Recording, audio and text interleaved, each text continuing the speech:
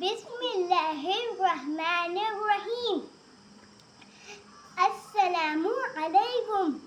मेरा नाम हरीम फातिमा। आज मैं आप लोगों को यूनुस अलैहिस्सलाम की कहानी सुनाने जा रही हूँ।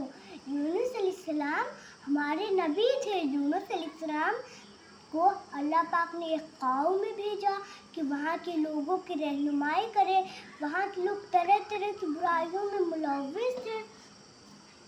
यूनुस अलैहिस्सलाम उन लोगों को बहुत समझाया, पर वहाँ के लोग उनकी बात ना माने और यूनुस अलैहिस्सलाम नाराज होकर जाने लगे। जैसे ही वो कश्ती पे बैठे, कश्ती बीच समुद्र में डावाडोल होने लगी।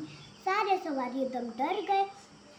ऐसा लगा कि कश्ती अभी फौरन डूब जाएगी, पर यूनुस अलैहिस्सलाम कहे कि ये मेरी वजह से हो रहा है। फिर उसमें कूड़ा डाला गया।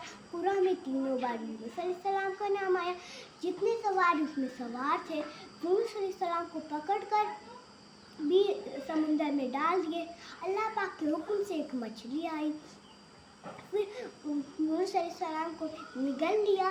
फिर जैसे वो उस मछली के पेट में गए, तुरंत वो घबरा गए कि ऐसा लगा कि वो मर गए हैं, पर वो मरे नहीं थे। उस मछली के पेट में बहुत अंधेरा था। फिर वो मछली के पेट में ये दुआ पढ़े, ला इलाहा इल्ला अंता सुब्हानका इन्नी कुन्तु मिनज़ ज़ालिमीन। फिर मछली अल्लाह पाक हुक्म दिया मछली को। मछली जाकर बीच समुद्र के किनारे जाकर उनको उगल दी। और यूनुस अलैहिस्सलाम मछली के पेट में बहुत दिन तक रहकर बहुत घबरा गए, मतलब बहुत पतले हो गए थे यूनुस अलैहिस्सलाम।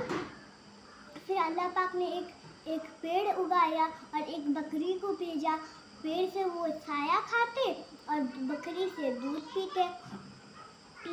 फिर वो अपने शहर गए। शहर में फिर उन लोगों को बहुत समझाया और अल्लाह पाक का पैगाम सुना। इस बार वो लोग यूनुस अलैहिस्सलाम की बात मान लिए।